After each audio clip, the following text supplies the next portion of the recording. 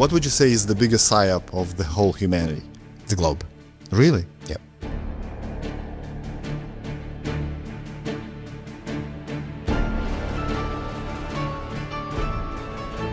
It's just the shape of the Earth. What does that matter? If you think of it on that level, then sure, it seems insignificant and it seems like it could be a waste of time, even if it was true. And you think of it as being the most fundamental lie is where we are, what we're doing here, the earth beneath our feet, the lights in the sky above us, as well as the Big Bang and evolution and the way that we supposedly got here and the purpose we may or may not have. It becomes a big deal. And when you look at the potential for a truth that has been suppressed for 500 years now, the flat earth truth, if that gets out, then it is shown that every government, every university, every pundit, every television station is lying knowingly. The kind of restructuring of society and the system that truthers are looking for, that people know we need, is what can happen, and what will happen, and what must happen if this truth gets out. Because this is huge. It is the truth. The earth is flat, just like it appears on the horizon. The earth is motionless, just as you feel motionless. Everything in the sky revolves around us. Everything that your senses tell you is what's happening. But you've been fed a false system. You've been shown CGI images with a ball earth with a horizon that curves. You've been shown more CGI images with a ball earth that spins. You've been shown planets that spin like billiard balls around each other. You've been shown all these things in CGI format, but you've never seen it for yourself. You've just been lied to and shown pictures, and you believe those. It's not science. Science, in fact, shows that the earth is flat and motionless. But you haven't been taught them in school because they don't want you to be taught that in school. They show you a spinning globe on your first day and tell you that gravity keeps water and buildings and people stuck to the bottom of that thing. And they repeat it until you believe it, your parents believe it, your grandparents believe it. 500 years ago, people were believing it.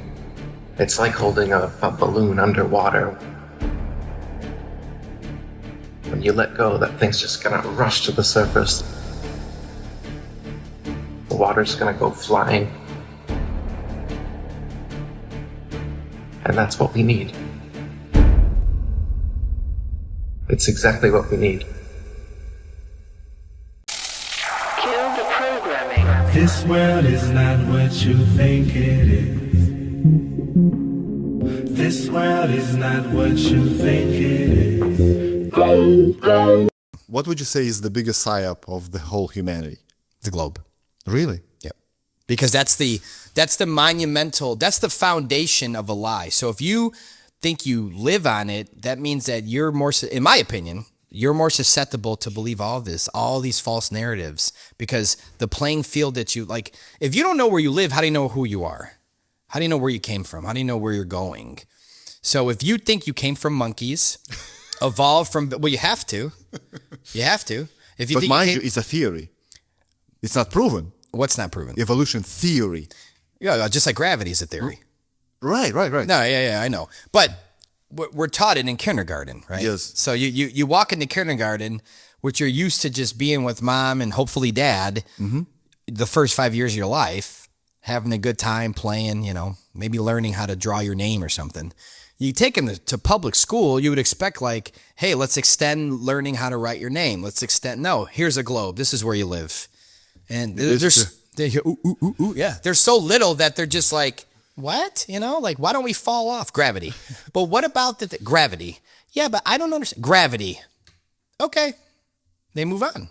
And then the next year they learn a little bit more. The next year they learn a little bit more. And then that's it. It's not like they teach us this in high school. You have a brain by then. You have critical thinking by then. Imagine if they started teaching that you live on a ball earth freshman year of high school. It would never work. Kids are sponges. You could tell the 5-year-old that gravity is cabbage, and cabbage holds the planet in place. It's a really strong vegetable. And the kid's going to go, wow, okay. And Santa's coming in December too. You know, the Easter Bunny's coming. So they get him young.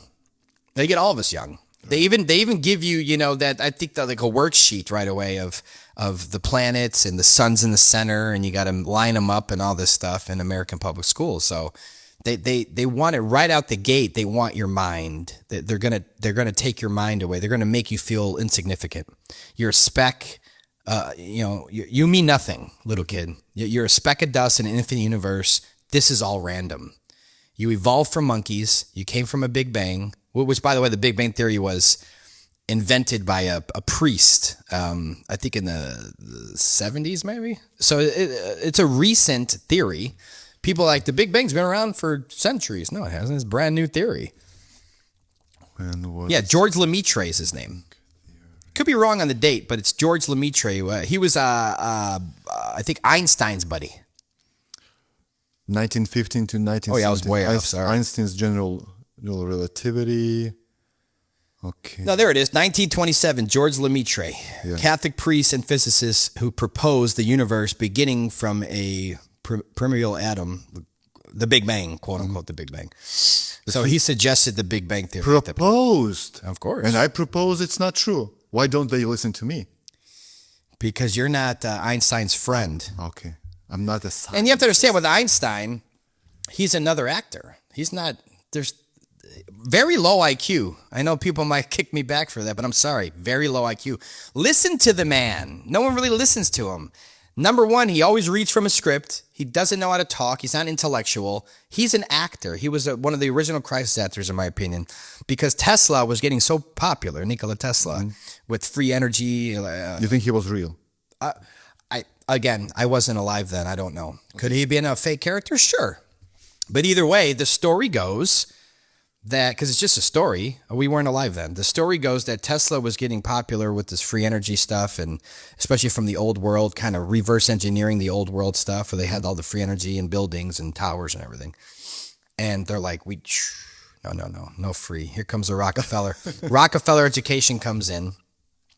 And they're trying to put the Tesla theory, all that, well, kind of truth, not really theory, but they're trying to put that aside. So they bring up Einstein. You know, you're going to be our guy.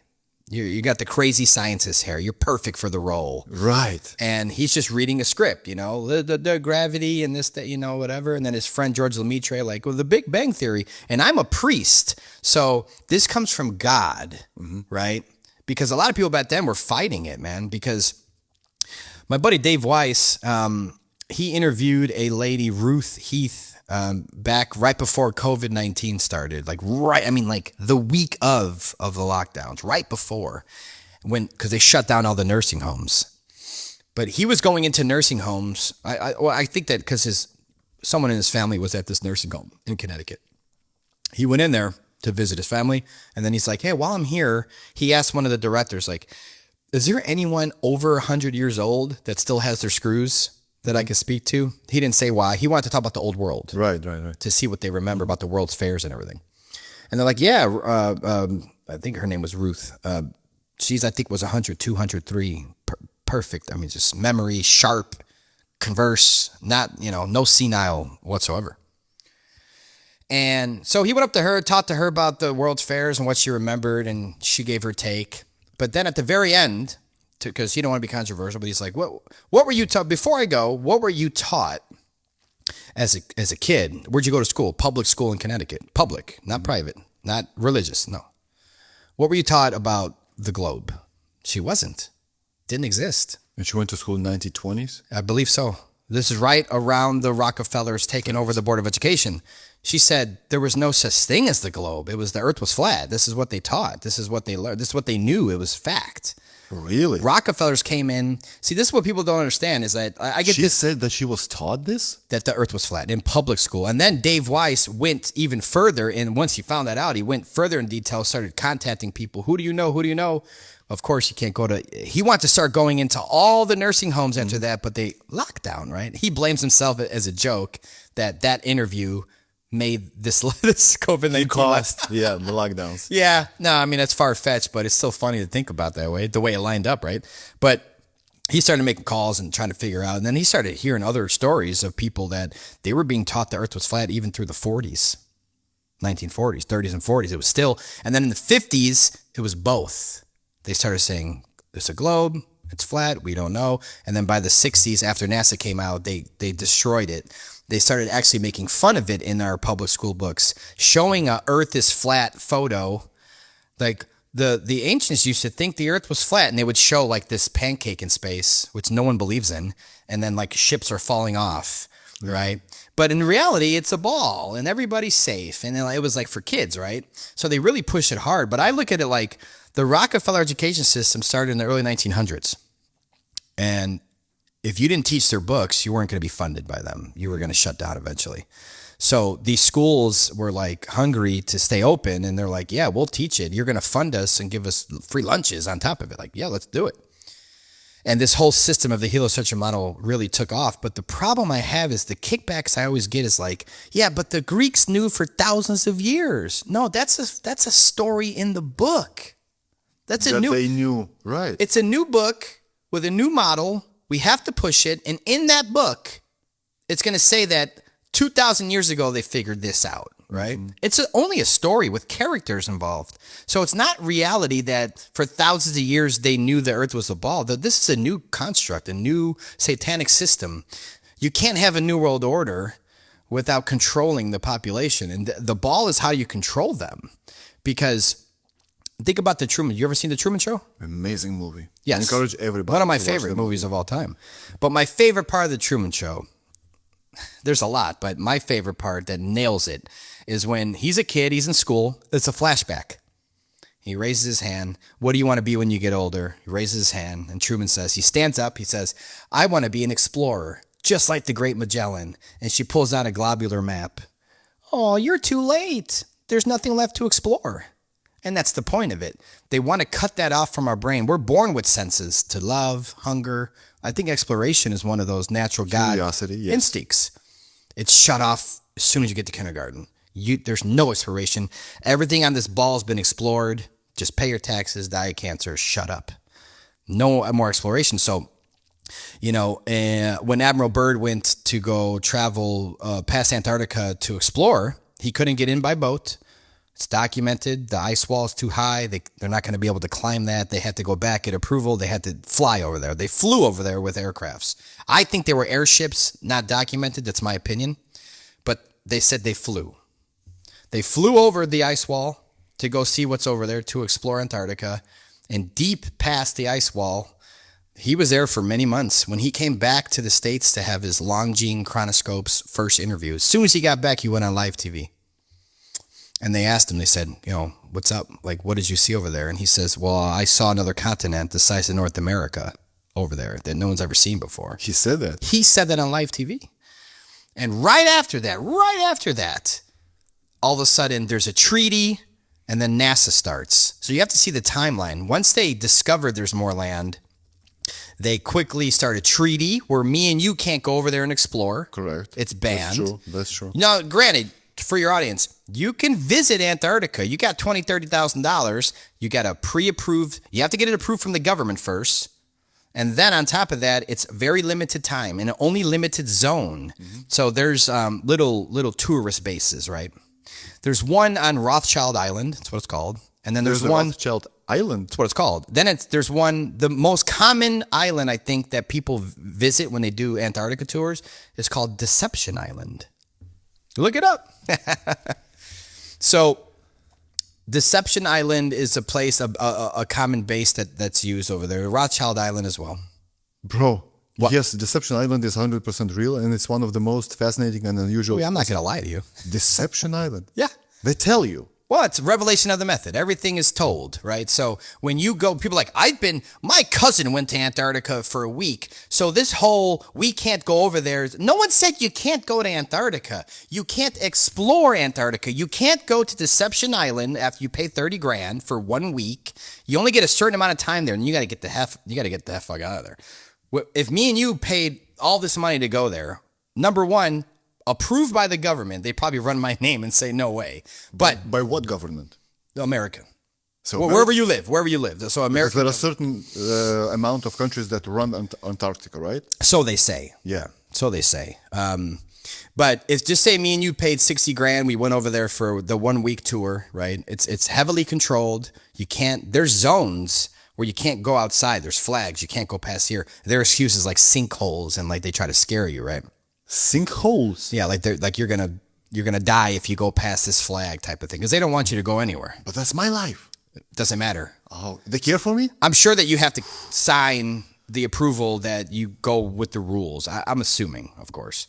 But if we went over there, there's no chance, 0% chance that we're like, you know what? We'll be back in a few years. We're going to head that way. No chance. So how can we know what Admiral Byrd saw if we're not allowed to go over there, right? That's number one. Number two, you have to see the timeline of it all because they already knew about more land past Antarctica in the 1800s. There's many firsthand eyewitness testimony books.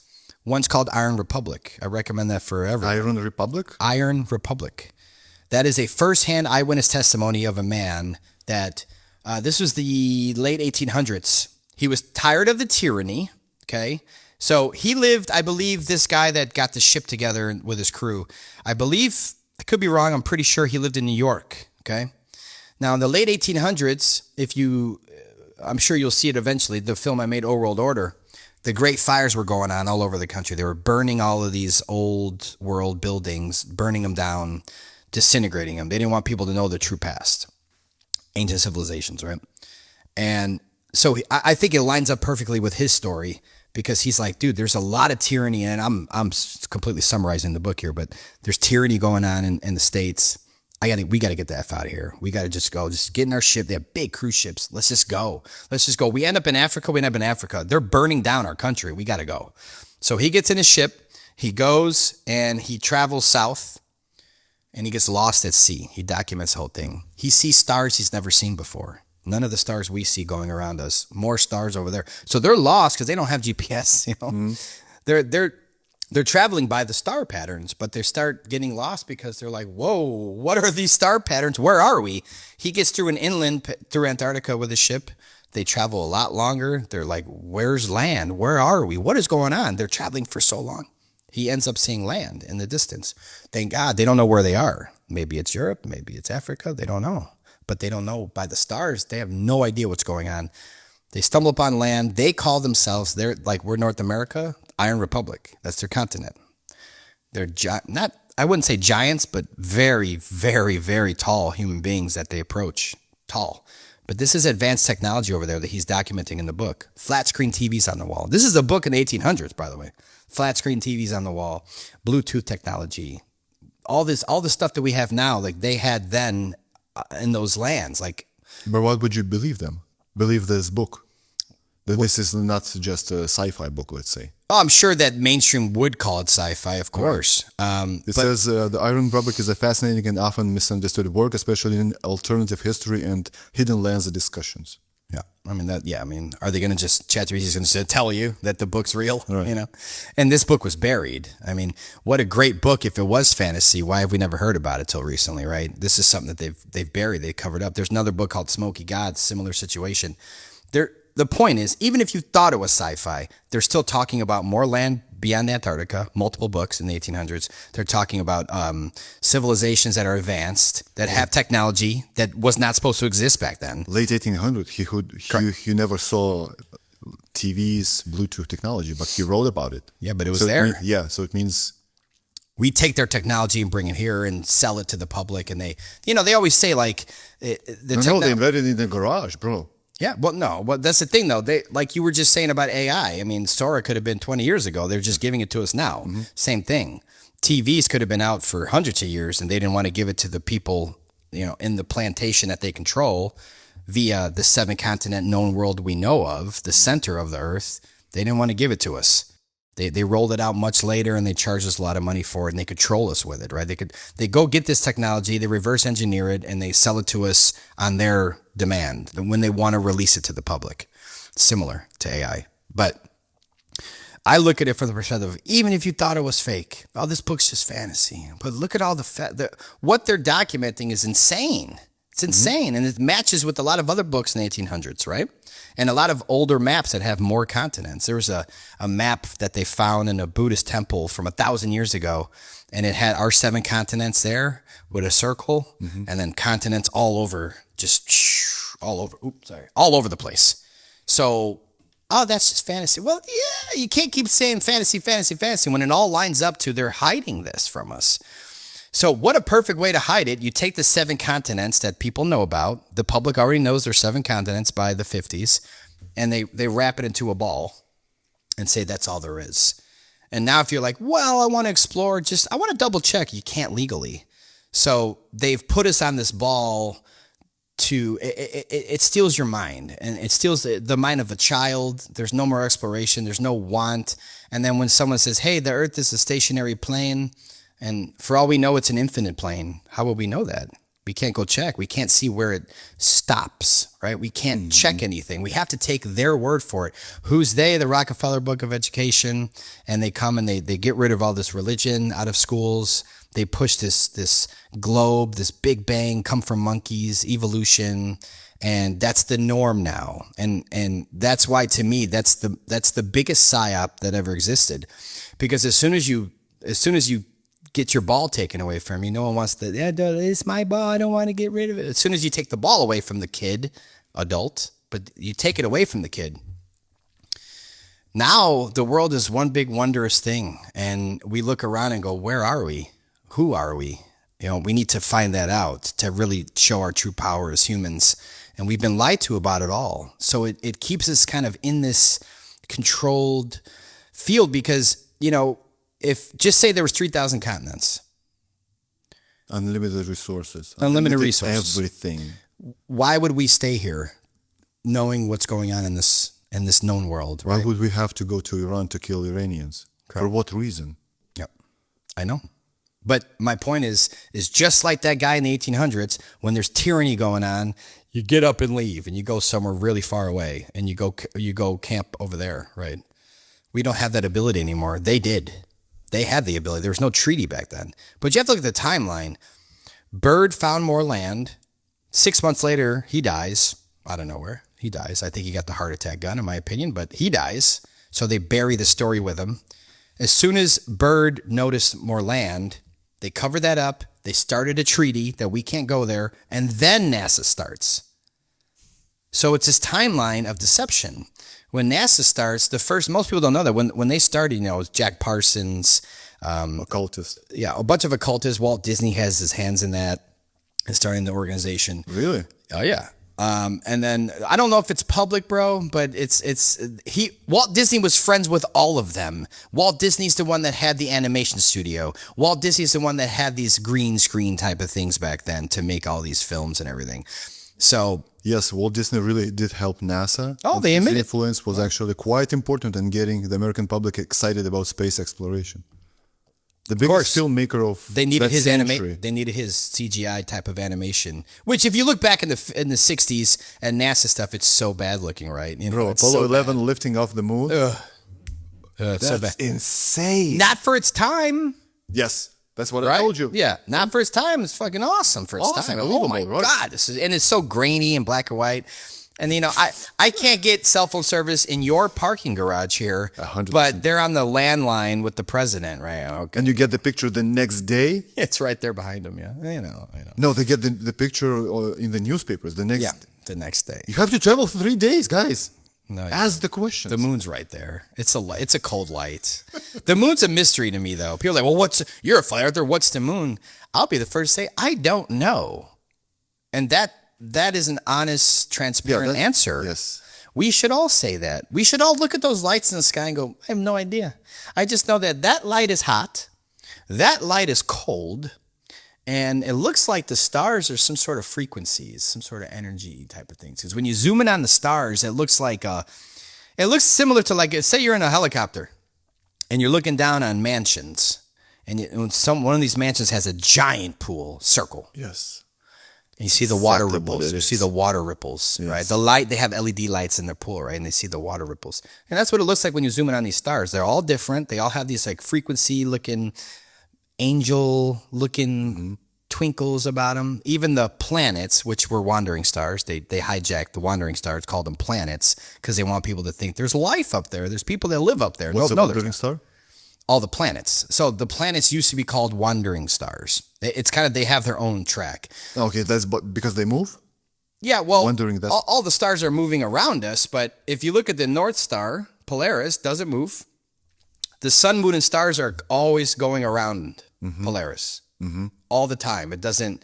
There's no parallax. Nothing's. We're supposed to be traveling millions of miles through space and all this stuff, but yet our ancestors, their ancestors, saw the same exact stars doing the same exact motion. Right?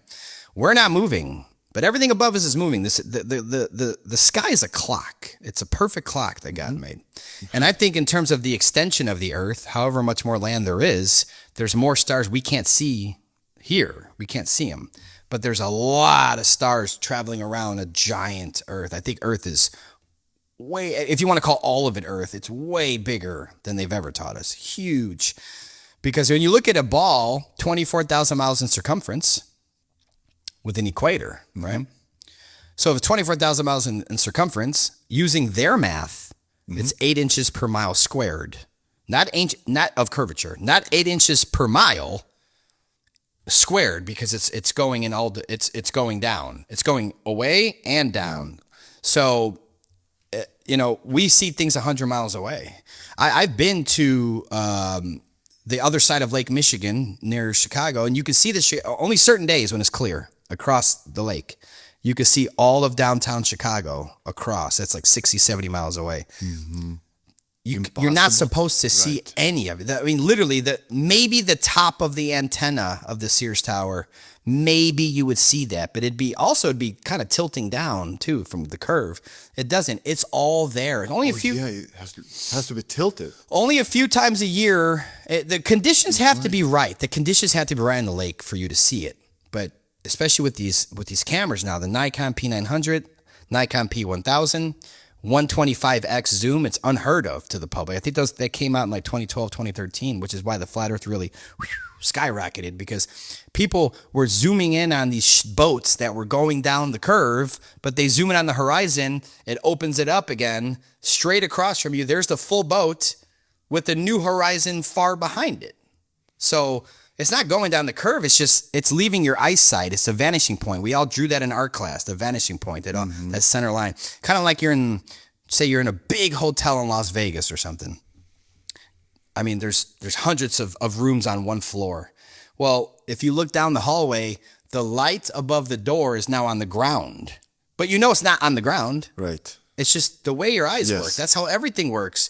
So when the sun's going away from you, it looks like it's going down. It's just going away. And it's such a small light and close to us, right above us, that, and I always tell people, look at sunset. You'll see the clouds are glowing orange underneath the sun. What does it mean? But none of the clouds anywhere else are glowing. It's a local light. It's shining on it's right above the cloud. Not 20 miles up, probably 100 or 200 miles. Not 93 million miles. Million miles. If it was 93 million miles away, all of the clouds at half the planet, not just your state itself or the city you're in, would be light up. Would be all evenly distributed. All of it. And same thing with above the ocean. So if you're in an airplane and you see the sun, you see this big hot spot on the ocean. It's because it's like a flashlight. And it's right there shining on the ocean. The whole ocean would be evenly lit if it was 93 million miles away. It's period. And guys, that's called science. Correct. Literally, that is real science. Right. Yeah, not pseudoscience. Pseudoscience is what we're all taught as kids, and it's believable for children as you become an adult because it's cool, right? It's like, wow, look, we're all spinning and we're floating and we're this and we're that. It's very fantasy pseudoscience that people don't want to get rid of because they love it. They love it. They love Star Wars, all the propaganda about it. They love, but Star Wars is real. It's just here on Earth. There's probably other, say the Earth is like a circle, right? The circle of the Earth with all the continents we know of. You go outside of Antarctica, there's another circle here with more continents. Like cells? Maybe they have their own sun and moon over here. I don't know. Never been there. This is just speculation. But what I look at it as, when we see like Venus, right? From here on Earth, we see Venus. We don't see it every night, when we do see Venus come into view, it's so bright. It's like as bright as our sun, but it's so small and far away. It's like it's maybe that is their sun over there, you know, because if there's another circle here, here's our known world, here's their known world. Maybe Venus is when it comes out the outer tropics, it comes into view into ours. That's why we don't see it all the time. So if you were in another world over here, our sun would look like Venus to you. That's going around us. Just speculating. But it would be nice to know. And that's the thing. But like, well, why can't you go prove this? Well, it's illegal to prove. We would have proved it 2013, 2014 when this was coming up. We would have been like, hey, let's just go to Antarctica and travel over there when we can. And plus, how are you going to get there? You know, I don't think airplanes can get there. Airships could get there, but they've hijacked airships. They took it away from us with the Hindenburg. That's another false flag.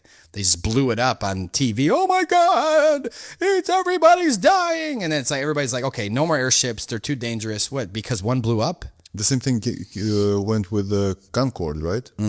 One plane blew up. That's it. We're not doing this anymore. True. Most of the people don't know. The science guy, Bill Nye, is he an actor? Yes. He's technically both a science communicator and an actor. Guys, an actor. He's an is actor. telling you about the science. Yeah. He's not a scientist. It's like Bill Gates telling you about vaccines. Right. He's a computer programmer. Yeah. Doctor. Yeah. Dr. Bill Gates. Okay, give me 3 bulletproof facts about the Earth being flat that even globers cannot deny. Well, I can kind of flip it on them. I like to kind of flip it on the globe facts are all lies, and they can't get out of them. There's no photographs of Earth from space. NASA openly admits this. It's all, what they do is they say it's data that they take and they put it in Photoshop and they wrap it around a ball. There's a guy named Robert Simmons. Robert Simmons is one of NASA's lead graphic designers. You remember the blue marble? You remember the blue marble famous photo? So when iPhones first came out, you couldn't even change your wallpaper. That one?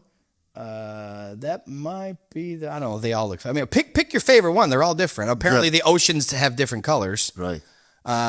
But the blue marble itself was the famous one that was on all the iPhones when you bought the first iPhone. Yes. And you couldn't even. I don't even think you could change the wallpaper. So again, programming. You get a new iPhone.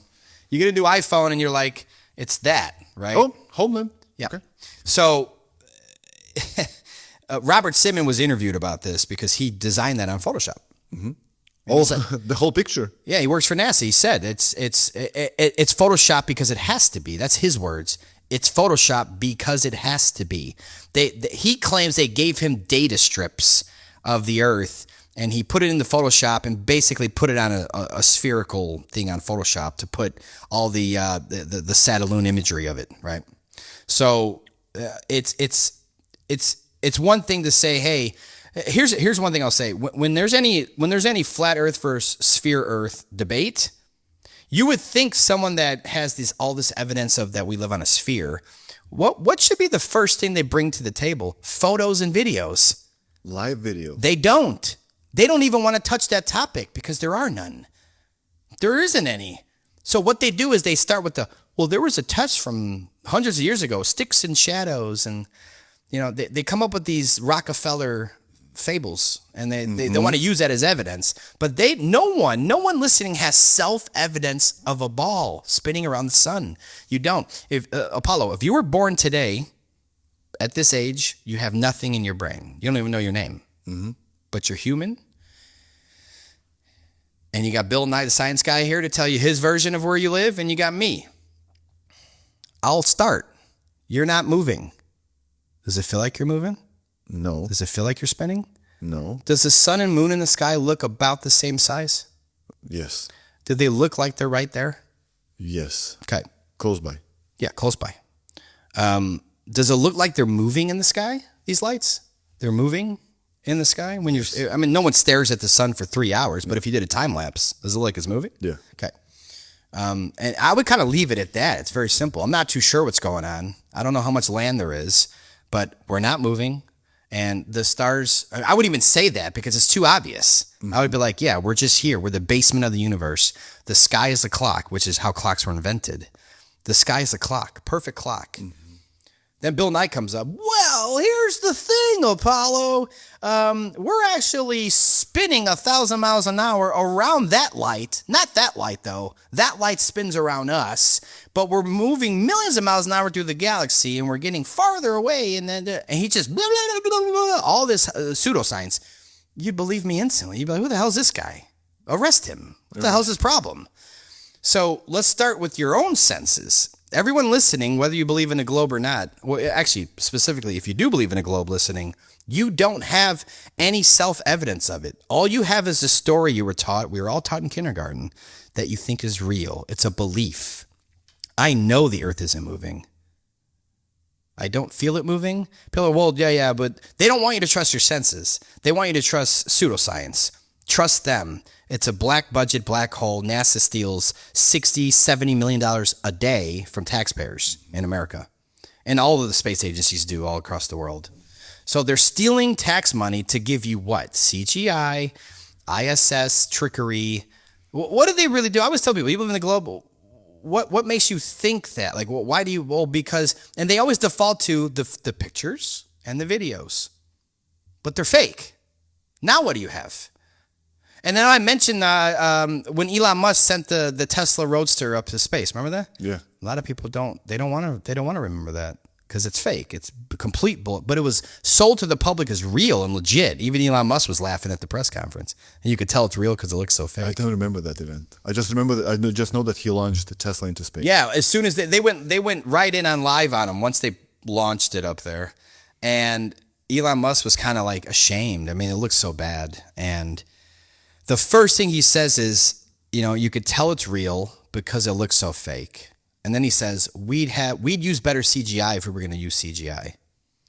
And it's like, why are you even saying that? Yes. Why aren't you just being like, yes, we did it, But he was kind of like, fuck, it looks so bad. And they buried that story. That should be a poster on everyone's wall in the world. How cool that, if it was real, I'm saying, how cool it was. We'd all have a poster of the Earth from space if there were real photos. We'd all have a poster of an eclipse. What a great photo that would be. They go up there with their rocket and an eclipse going on. They look down on the ball Earth and they see the shadow and the moon and the sun and all line up. It's all fake. So what if you were still born today, I'm still talking to you, and I had to explain the eclipse to you. My start would be, see those two lights in the sky? They're right above you. When one passes the other, it creates a small shadow underneath where that is. That's why eclipses only have little shadows. Most of the other side can't see it. You have to be in a specific part to see it because it's two small lights creating a shadow. Right. He's going to come in and say, no, here's the thing. That light is 93 million miles away, but it's really big. And that rock, dirty, dusty rock, I don't know how rocks reflect light like that and get back to us. We could read a book by a full moon. We have a shadow by a full moon. Yesterday I saw that was full moon. Yeah. I had to close my... And that's another thing. Curtain. Same thing with what I told you about the sun glowing with the clouds. Look at this full moon at night. Anytime there's clouds around it, only the clouds right under the moon are glowing. I mean, like glowing, like it looks weird glow. And the rest of the sky behind you is black as night. All the clouds are black. That's a local light. You have to trust your senses with this stuff because we've had nothing but liars teaching us our education system since day one. Neil deGrasse Tyson said, another actor. Yeah, but Neil deGrasse Tyson has also admitted, and I quote, that this whole sticks and shadow test, right, where they say that's the main proof of a ball Earth is that 500 years ago, whenever it was, Aristophanes, and he put a stick in the ground, and his buddy was 500 miles away or something like that, and he put a stick in the ground, and he saw a shadow, and he didn't, so the Earth has to curve. What I say to that is, did you call your friend that day? Did your friend walk 500 miles, took a horse? How did you communicate with each other to know at that same exact time you had a shadow and I didn't? 500 miles? 500 miles. Yeah. So years ago. How did you, however long it was, you could look it up. Aristophanes, I don't know, might have been 1800s or something, whatever test it was. And that's always like their main thing. They want to argue that the Earth, the ball, because of the sticks and shadow. Well, Neil deGrasse Tyson was on an interview and he said that he brought up that sticks and shadows test. And he also said that if the Earth was flat and if the sun was small and close, the same test would work. Because now you have you have a very small sun right by the Earth. You could do this with yourself. You could take 2 AA batteries, right? Shut all the lights off in here. Take 2 AA batteries, put them on your table, put them apart, and put a light, your phone light right here. Right by it. This one right above the battery has no shadow. This one has a slight shadow on the right. The battery will have a shadow. It's a local light. And Neil deGrasse Tyson admitted that. Could be revelation of the method, could just be a slip up. But, it's not like it wouldn't work. I'm going to quote my buddy Dave Weiss. I'm going to steal his verbiage a little bit. There's 3 buckets, okay? One bucket is it works on a flat earth, meaning evidence or a fact about what we see. This bucket is it works on a flat earth only. This bucket is it works on a globe only. And this bucket is it works on both. Works on both. There's a lot in there. Works on both. Flat only, there's stuff in there as well. Globe only, it's empty. It's always empty.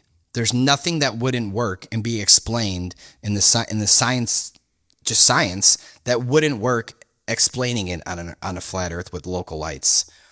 But there's absolutely nothing you can put in the bucket of this is only explained if it's a ball earth. And the sun's 93 million miles away and we're rotating around this galaxy and all this crap. How can you explain seasons like spring and fall? Let's say the sun still shines in fall right now. It's slower than usual, but it's colder.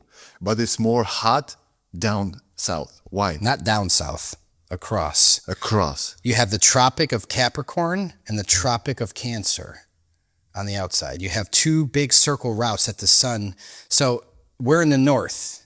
We're in the center, North America, Norway's here. We're closer to the Tropic of Capricorn, right?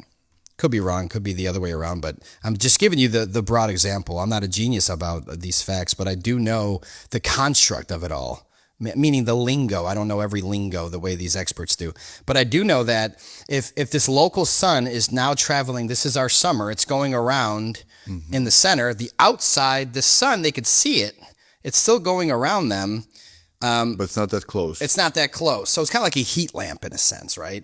Where the heat lamp is just on this inner circle. We have our summer. They have their winters here. Australia, south of South America, they have their winters.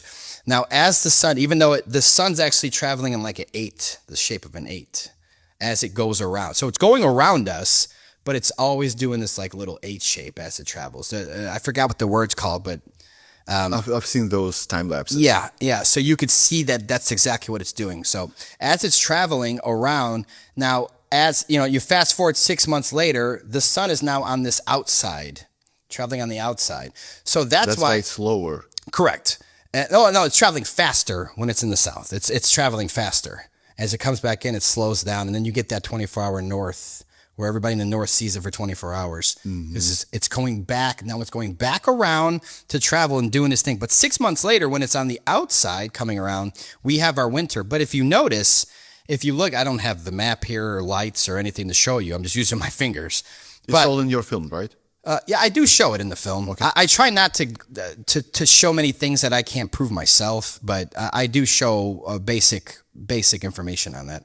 But as the sun is traveling around the south, where Australia, the south of South America, where they're getting their summer now, especially the tropics, you notice that the light is still pretty close to the southern part of our country.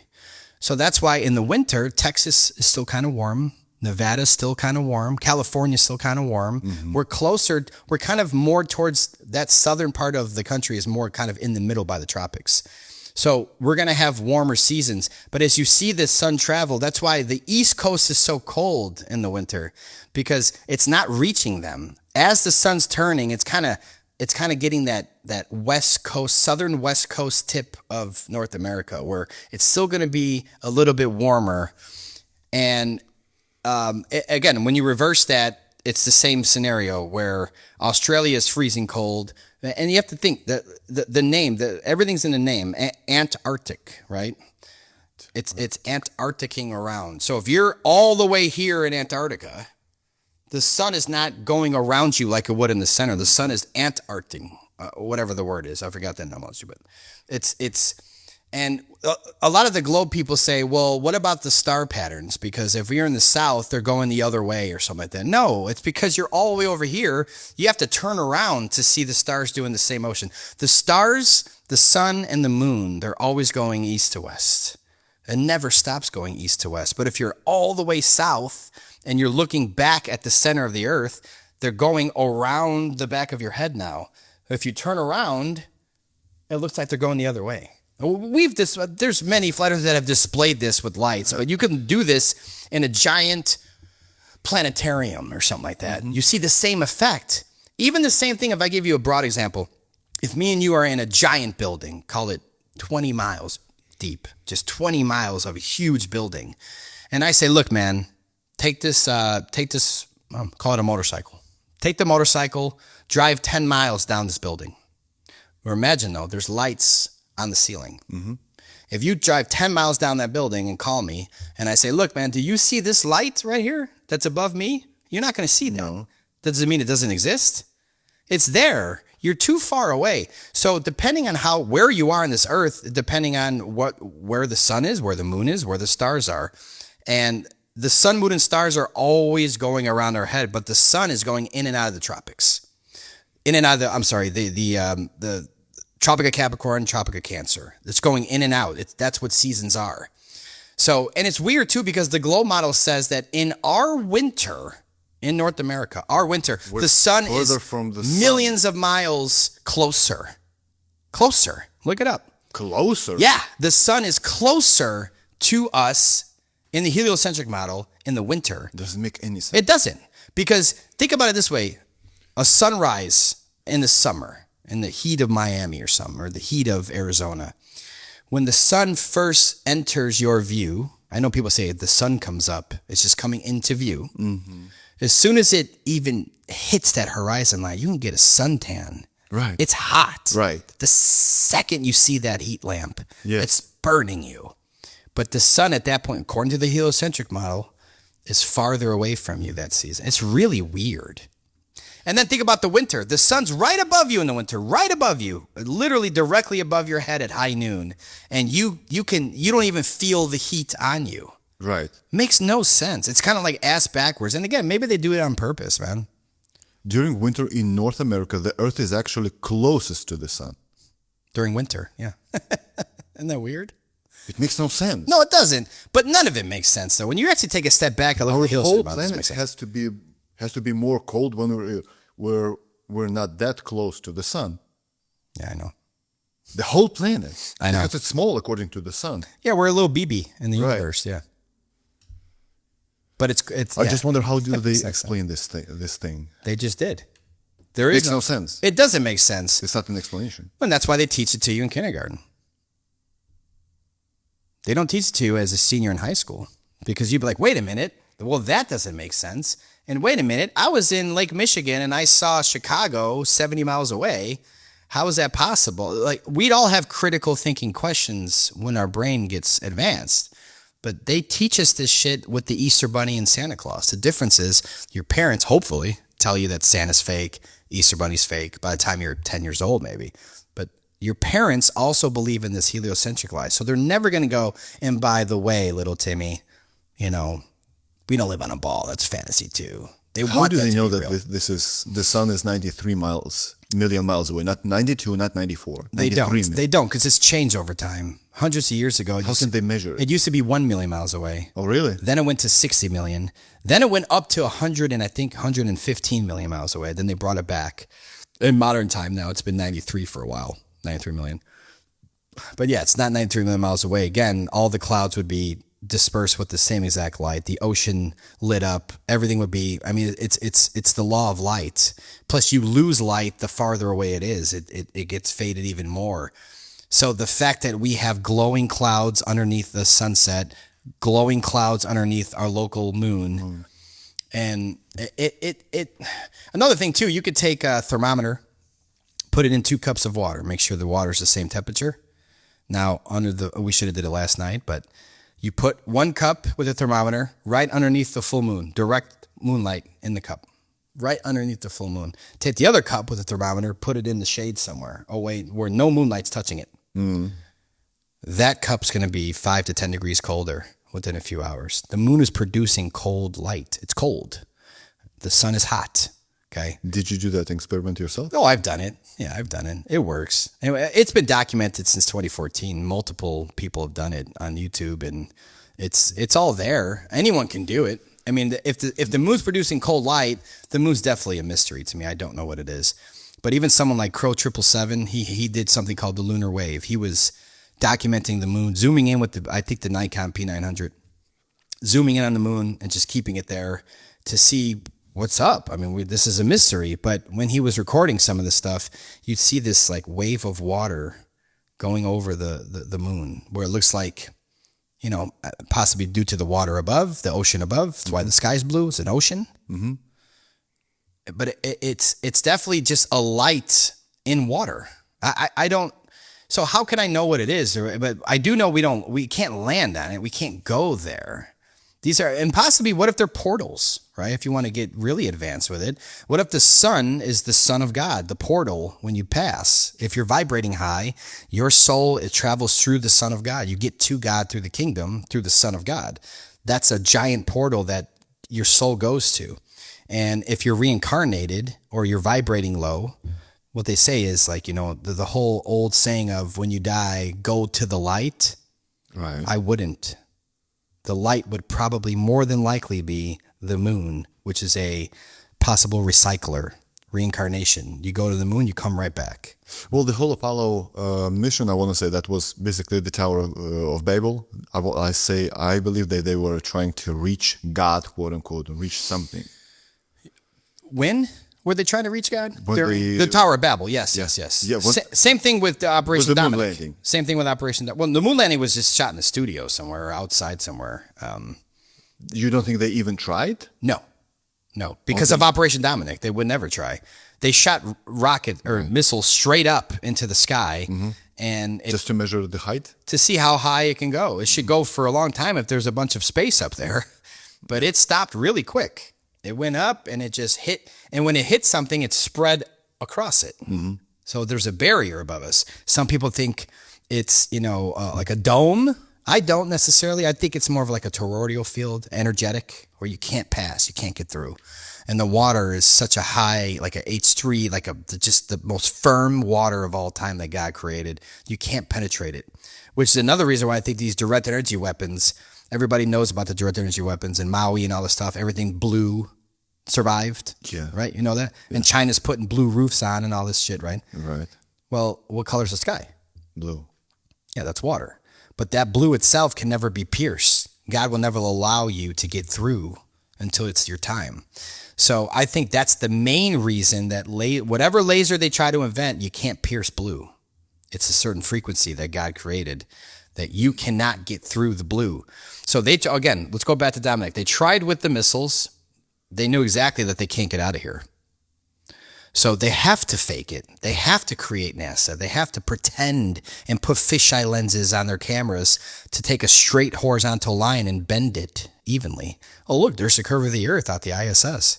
No, they're probably just up 50, 60,000 feet. And you have this giant view of Earth, horizon to horizon is flat. But when you put this $30,000 fisheye lens on, it takes that flat line and bends it. Now, the thing, too, people bring up is this Felix Baumgartner Red Bull jump. You remember that? Yes. Yeah. And that's another thing. Globers, they love that. But okay, maybe NASA's lying, maybe SpaceX is lying, but Red Bull, right? Why would they lie? Felix Baumgartner said he saw the curve of the Earth up there. Neil deGrasse Tyson, again, revelation of the method, has already spoken about this publicly at an event. He said that was a fisheye lens. He said, you don't see the curve of the Earth from where Felix was. Then why did Felix say that he saw the curve? Right. It's a show. It's a shit show. They don't even know what they're doing. They need to speak to one another before they go public. But Neil deGrasse Tyson said, you don't see the curvature of the Earth.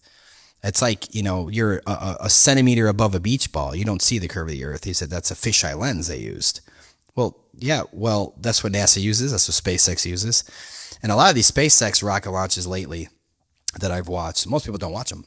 They see the clip. Go like this. Oh, they all go like this, and why? then they land, I think they land in the Bermuda Triangle, especially specifically NASA.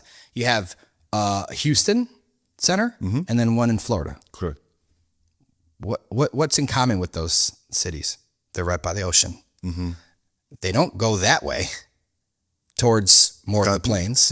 They don't go that way. They go towards the ocean every time. Yes. And their paths all cross into where the Bermuda Triangle would be, which is off to the public. So if they land their rockets there safely, we can't go there and record it because we're not allowed anywhere near the Bermuda Triangle. So they have landing bases in the Bermuda Triangle. So they put the rocket up, and as soon as it goes away from you, just like the sun, it goes out of your perspective. It looks like it went somewhere. The difference now, though, because NASA's doing that forever, the difference now with SpaceX is I think SpaceX is trying to throw it really in our face even more, because if you notice some of these SpaceX launches, they go higher than NASA. They go to the firmament itself. And as soon as that, it's like they know exactly where the top is. Right. And then they level out. Yes. And it looks like they put something on top of their rocket. Kind of like, it's like an upside down jet ski now, where it's scraping, it's surfing on the water above, and you see the ripples of water coming from behind it. If you zoom in. You can literally see the water above moving. And then they land. And it's like, hold on, if you're going into space, why don't you just go straight up? Right. No one's ever even tried to do that besides some amateur rockets. Now, there's amateur rockets that have done that.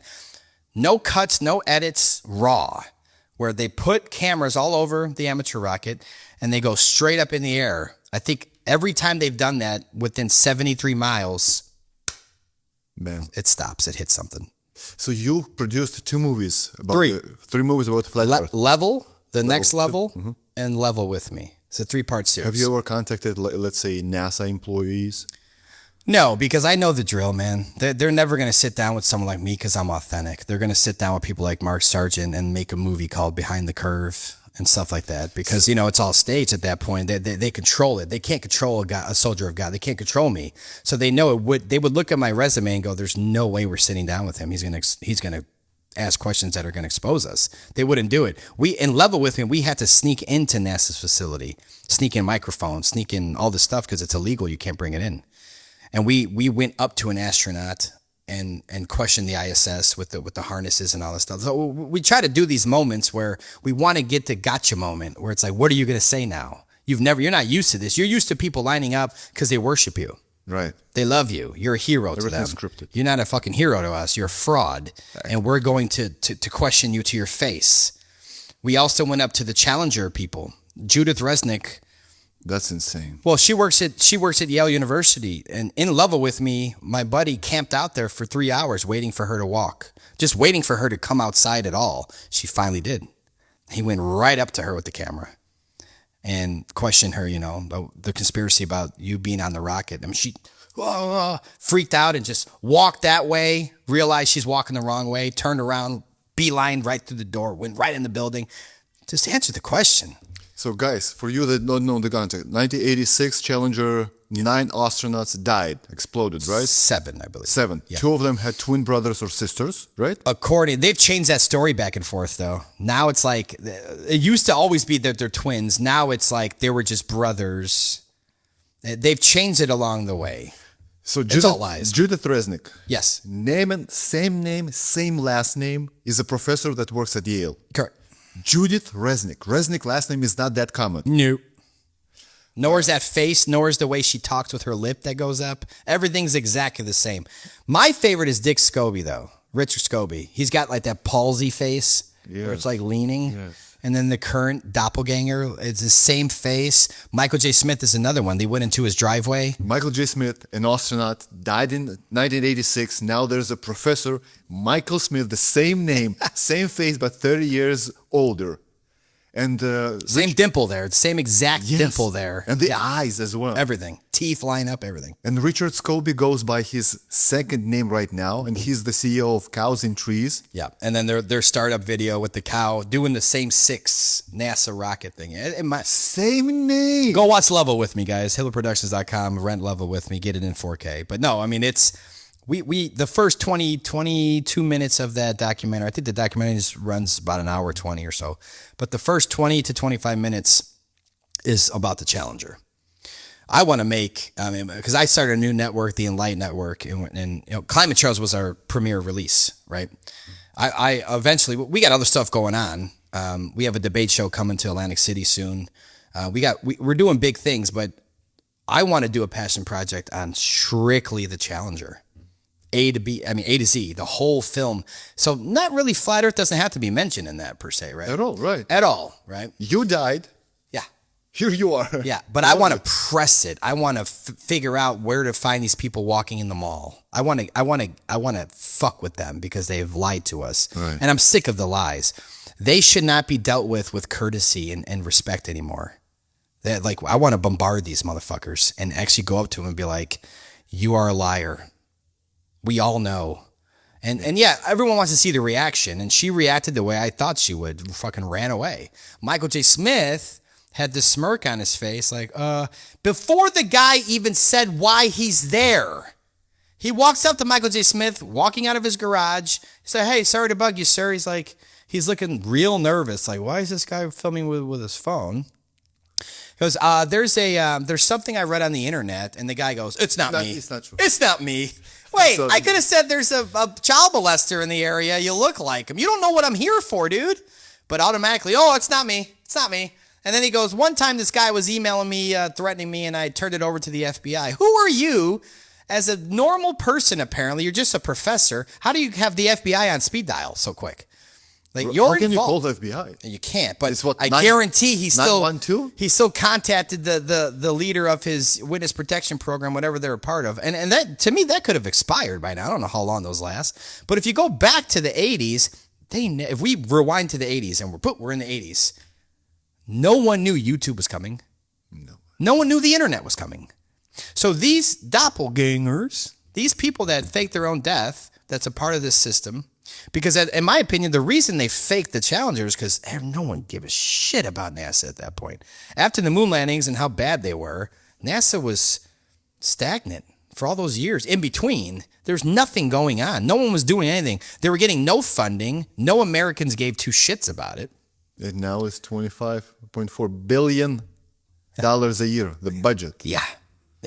Because they played those heartstrings, man. They played that violin with the Challenger. They wanted to emotionally manipulate the country into not only caring about NASA again, but saying it's kind of a two-part system where now the normal person like me and you that were kids that say we worship NASA, we love NASA, and it was tragic. This is why they brought TVs out in every school in America. True. Because they knew it was going to happen, a pre-planned event. Why didn't you pull the TVs out from the last rocket launch the year before? Why this one? Why, right? Because they knew what was coming. Because there was a teacher on board. Yeah. Teacher on board, dude. She was planted there 2 years before. George Bush Sr. picked her out of a hat, a name out of a hat. You're okay. You're pre-selected, crisis actor lady. And what happened was they got everybody involved. So the American teachers were filling in these forms that they want to go to space. And none of those people were going to be randomly selected. It was always going to be Kristen McAuliffe. Always. Pre-selected lady to act. And when they're the universal trauma of all the children, right? But if me and you were in the 80s then, and we were children, and we're talking about how horrific this was. We saw it in school. We're so sad. We're crying. It affected us. We're scared. Wouldn't that make us never want to be an astronaut? I never want to go to space. Yeah. Trust the experts now. Right. Well, I'm not doing it. And the training is so hard. Physically, it's impossible. You have to endure this 7 Gs or 9 Gs, right? That's all bullshit, but yeah. But if it's skating, it's like correct. Yeah. Floating. Yeah, and then, it's a thing. If you think about just generally speaking, the ISS, right? They're traveling 17,500 miles an hour, right? Okay. If you're traveling 17,500 miles an hour with potential comets, satellites apparently floating everywhere. Trash. You have a very high chance of crashing into something, right? If you're not paying attention correctly. But they're just on there playing with water with their paddles. They're chasing each other with gorilla suits, you know. They're talking about the all Super the Bowl. buttons and wires. And there was the other thing too with the Super Bowl. Apparently they had the Super Bowl winner jerseys on when this was years ago. And they're, you know, I think it was the Patriots. I'm assuming it's the Patriots win all the time. And like, how did you know who was going to win if you're traveling, it's the second year you're in space, whatever they said. And like, they already had the jerseys of the winners. And you know, the kickback is like, they had every team back there. And so, all right, man. It's just one big show. So it's so expensive to get something into the ISS, but we're going to get like 24 jerseys just in case, right? And here's one. Yes, and for the people that are watching that still believe in the globe and they love the ISS and they think I'm crazy, you know, answer me this. Wouldn't you think that pretend the ISS is real. I have to pretend for this. It's real. It's up there. Where's the construction? I want to watch a video of them putting the ISS together, docking it in space. There's nothing. All of a sudden, it's in space. Yes. How? How did you assemble? Can you show us It's huge. anything? They haven't even faked it because it's too hard to fake. Just like the eclipse from space. They can't fake that. That's one thing NASA's never even fucking touched is an eclipse from space. They haven't even pretended to do CGI and AI and because it's, you know, it would be, I think it'd be very difficult to pull off in reality. No eclipse from the space? A video? Yeah. I'd love to see if they have one now. I've never seen it. I've been dying to see that, man. What is that? Here it is. Oh, they're showing a shadow. No, I'm talking about out the window, sun and moon crossing paths, where you see the ball Earth having the shadow on it. I could make that right now on my computer. I believe Sora can do it in seconds. That's a bad one. That's the thing too, is like once you kind of at least have some sort of it's a fisheye lens. Once you have some sort of vision that you know maybe some of this is fake, then you can kind of look at some of this stuff and go, yeah, that's pretty bad. What is this supposed to be? Total solar eclipse, 360 degrees. All right, move it with the arrow. Let's follow the fisheye lens around. No, the arrow, upper left corner of the video box. You see the arrows? Go upper left. You see the arrows there? Yeah. So move it around. Yep. Here's what, the moon? Oh, there's a balloon, as always. Okay, so Why aren't they just throw a satellite, a tin can up there to film it? But they always have to have a balloon. Look at the balloon right about it, man. why don't they go live from any satellite? Just go live for 1 hour. Yeah.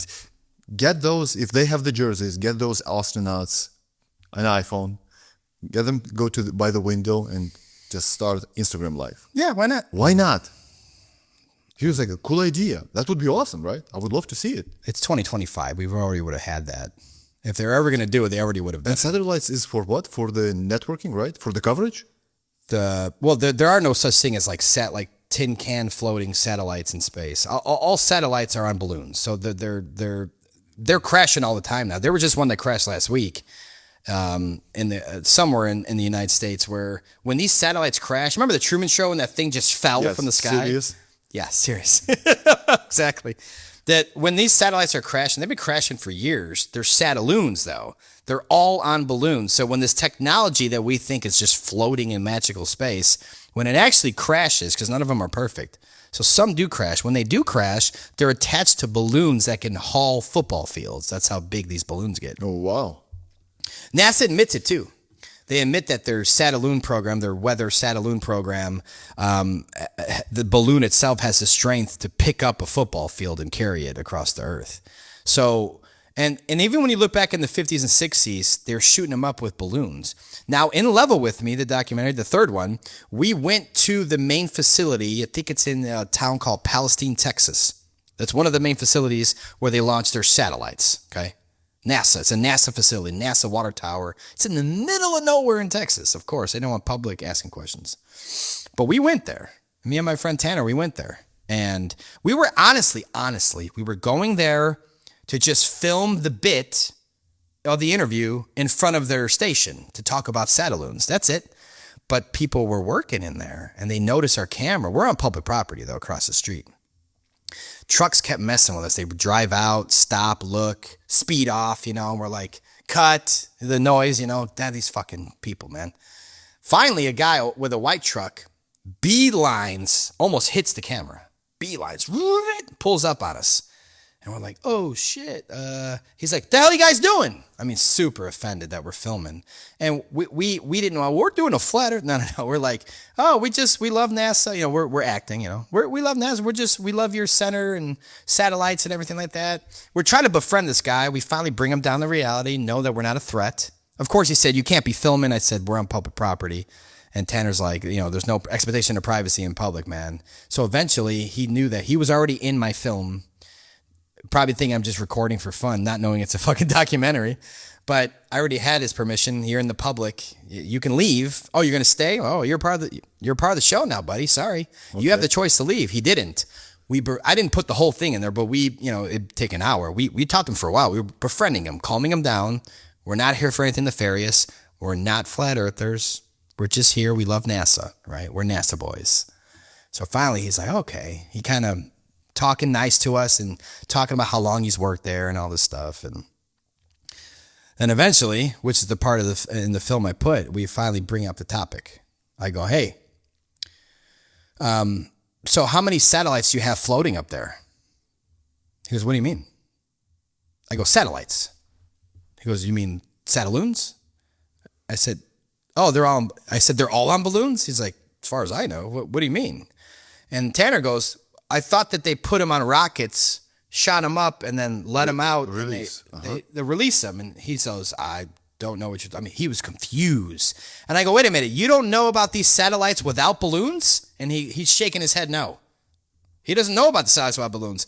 They're all on balloons. And then I went back to the 50s and 60s. They're all on balloons. Not like this. Yeah, pick your favorite. Which one's real, Apollo? Okay. Loons.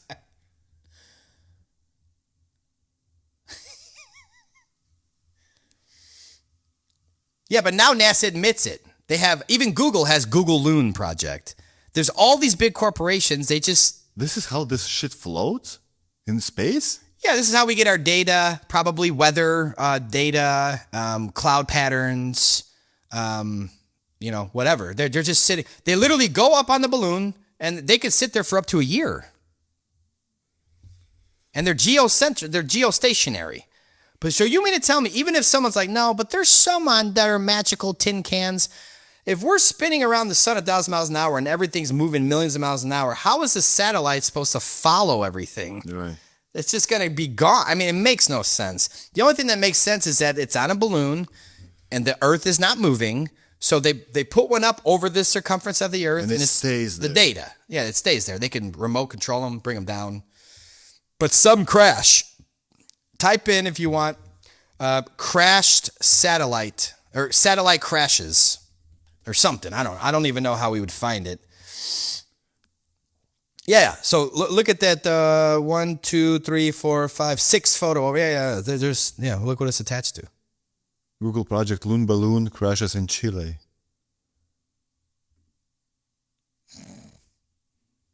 Yeah. I mean, they all have balloons on them. And this has been going on for at least 12 years in my life. I've seen them. But we've been told that satellites are for internet. But what actually is internet is for the cables under the ocean. 99% of all telecommunication in the world, 99% is underground sea cables. The 1%, in my opinion, are Saddaloons. That's it. How did they manage to pull those cables under the water? I don't know. It's like what, 5 miles deep? Yeah. Yep. And I think what happens is they come up on land, they feed them underground again, and they put them in these giant bases. And then what they do is they wire them. They probably connect them to all of the towers, right? So ground towers. Mm-hmm. I've seen ground towers when you zoom in on them. The 5G, 4G for cell phones, right? Mm-hmm. Some people still think their cell phones connected to space. I don't know why. It's right. Your tower's right there. You can see it in your town. But you zoom in on some of these towers and you'll see a big thing, huge circle thing pointing like directed this way at the whole community. It says Dish Network, satellite TV, a Sirius radio. It's just ground base and it's zoning in on a community and they have them all over the place. And there's been sometimes I've had satellite radio in my rental car, and it's years ago, of course. I don't listen to it anymore. But it would stop. Once I enter a zone, it just doesn't work. Space is above me, I thought. Right. Well, why isn't it always working? But no, it's the same thing with your cell phone. You go in the mountain somewhere, you go higher in the mountain, you get no service. Right. You're farther away from the ground towers that are controlling that circumference. You would think that if something's actually going on above you, you'd have the greatest signal on top of a mountain. The higher they go, right. That's like in the movie. Nothing. I gotta get the signal on top of the mountain. SOS, Mayday. You get nothing. Same with underground. You go in someone's basement, you lose service because you're getting farther away from the ground tower. Same thing with GPS. It's triangulation. It's ground positioning system. Okay? That can only work on a flat surface? Well, yeah, that's how they do it. I mean, even our maps that we're using for GPS is on a flat system. All video games, when they start to create the software for the video game, it's on an infinite plane. They start on an infinite plane, and they build their game. It's an infinite plane. I know you have we got to head out. Plane to catch, yeah. So, last two questions. Do you think we live in a simulation? There's part of me that can accept the whole Matrix thing with the simulation and all that stuff, but I don't.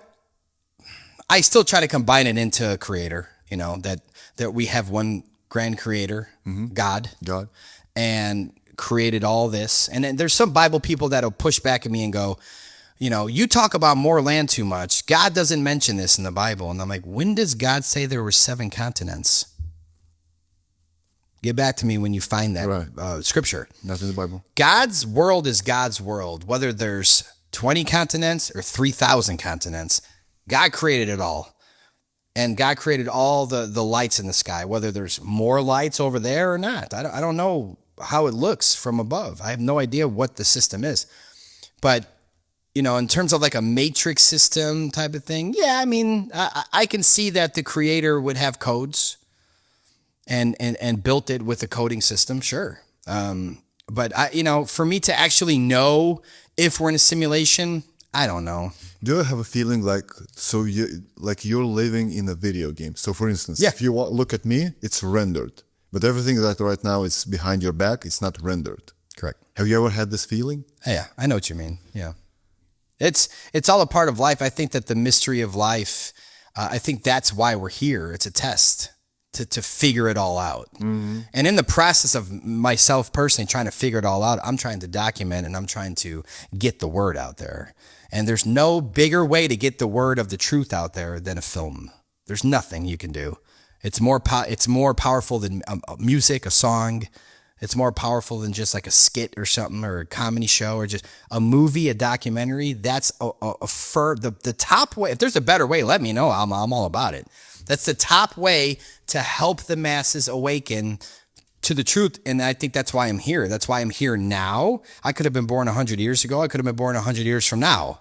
God put me here now because I am needed and I'm going to keep doing it. But them right now, let's say releasing Sora 2. Yeah. They're going to tell us, oh, that guy, you did a film. Yeah, but that was AI. My film was AI? Yeah. Well, I have evidence of the SD cards and the. That's AI, I would be able that's to AI too. This guy doesn't exist. We don't exist right now. They watch it basically Sora 5.0. 2 guys chatting for 3 hours right now. Now, I get what you mean. And I think that is going to be the case moving forward. Yes. I see that problem. In the near future. But, besides us going outside to film like a Project Bloombeam thing in the sky or something like that, and then it's real, right? We see it and we film it, we put it on our social media, and then everybody's like, AI. Yes. That's the problem we're running into, and I think that's why they're really rapidly putting this out now, because a lot of truth has been exposed. Right, too much. Way too much, probably way more, but they can't stop it though. And that's why I tried during the COVID. I know, but I firmly believe that the demons, the evil of this earth is on its way out, because we've been living in Satan's little season, whatever they call it, where he's reigned supreme over this earth. We're at the end of it, in my opinion. This is why all the shit's been hitting the fan lately, especially the last 4 or 5 years. Yeah, it's accelerating. Rapidly. There's people that are waking up that in my personal life, I never would have thought was going to wake up to things, and they are. I literally 5 years ago, I would have wrote on a contract, I would have signed a paper saying this person would never wake up to any of these topics, and they all are now. And I would have lost money on that contract, trust me, but I would have signed it. That's how avid I was, knowing that these types of people in my life are never going to get it. Nothing I can do, but they are. So something's going on where, and again, in my opinion, we're at end times, not for the world, not for us, not for humanity. We're at the end times of evil. It's going to be exiting the earth. We're going to have heaven on earth again. We're going to be living in harmony like our ancients did. And that's how I feel. And that's what I want to portray as collective consciousness, that we all feel this way, and we could win this spiritual war that way if you feel that way. I totally agree with you. The last question is always the same on the podcast. Let's have two assumptions with you. Assumption number one is President of the United States of America is the most powerful human being on planet Earth. Assumption number two, you become one. You become the president of the US. You have all these Secret Service 3-letter agencies at your disposal. They come to you and they say, congratulations. We love you, Sean. We know all the answers in the world. We know the truth. You ask us a question, we give you an honest answer. What would be your first question?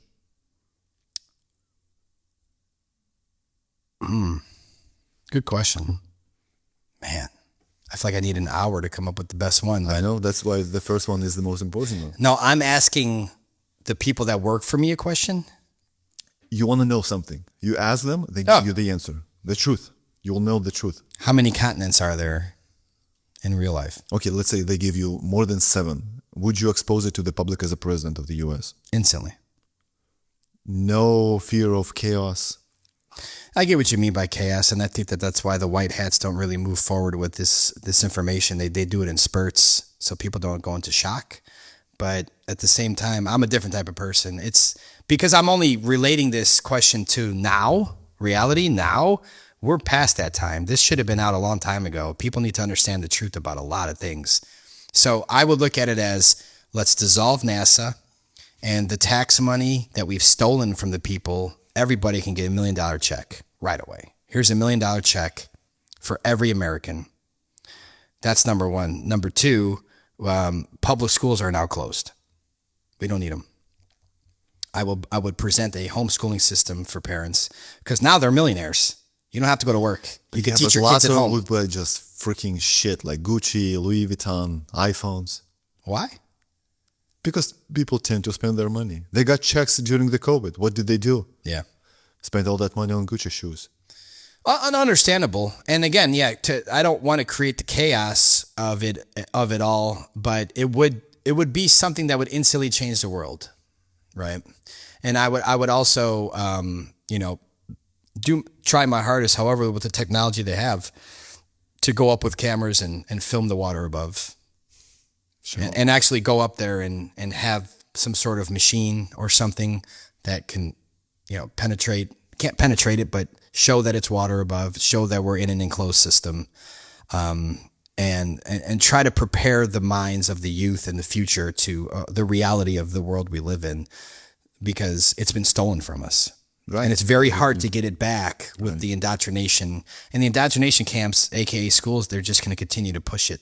And that's why it's like we have to. No, or I could do what Rockefeller did and say, look, you're teaching this now across the board. The way he came in and said, no, this flat earth stuff in the 20s, we're pushing this. And we're going to have a story saying we've known this for thousands of years. And it worked. It did work. So I would create a truth school books system of truth, especially with health. How to help yourself, how to live a better life, how to save money, and stop taxes completely. No, we don't need them. You can exist without tax. Of course. I already have. I haven't paid taxes in 14 years. I never will again. You never pay taxes? 14 years now. Legally? I'm talking about labor taxes now. No. Oh, okay. Sean, God bless you. God bless all your family. God bless all your crew. And all the links are going to be in the description below for the movies that you produced, especially the new one, the Climb Trails. It's like $5, right? Yeah. $5, guys. Watch it and see it with your own eyes. God bless you. God bless you. Thanks for having me, Apollo. Kill the programming.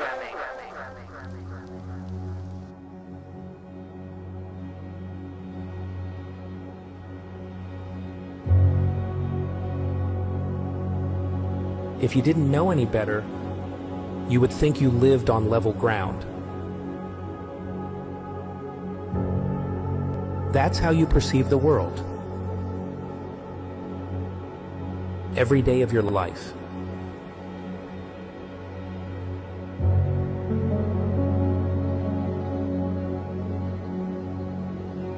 Still, you believe different.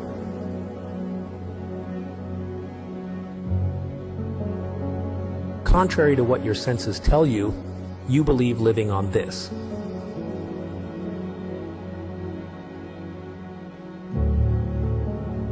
No more land to discover. So why would you have the desire to explore for more?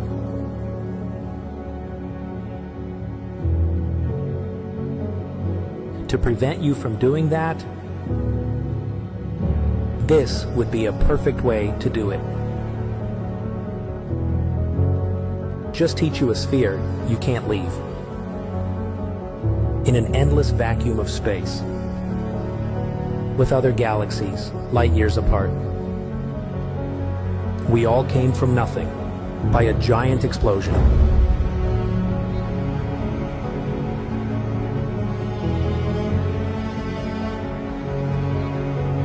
How can you actually know this? Only by consuming information. In various ways. What if you didn't? Imagine being completely free to discover everything for yourself. This whole wide realm and beyond. From whenever you want. To feel the magic.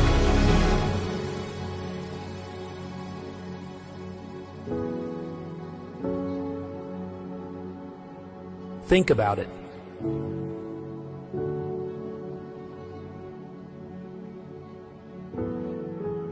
If you never believed in these cartoons, would you ever believe this? And this? Probably not. They can make you believe anything, including the scary things.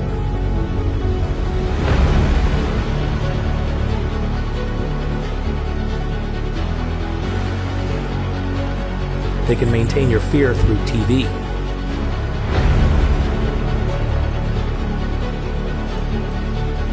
This can go incredibly far. What if you can break free from it? With an incredible amount of joy. You would find out where we are, who we are, and what can be experienced here. All of us.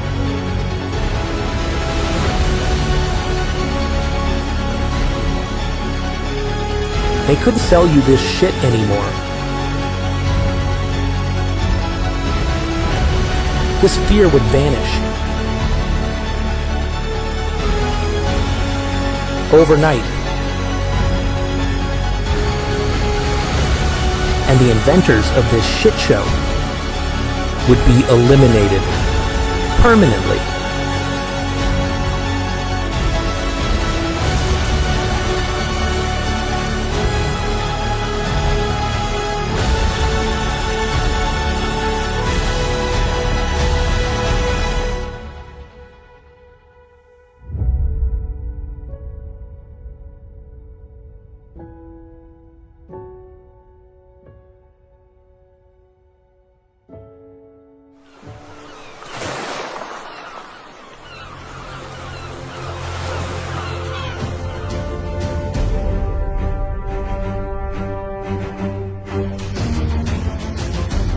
Sit still for a second.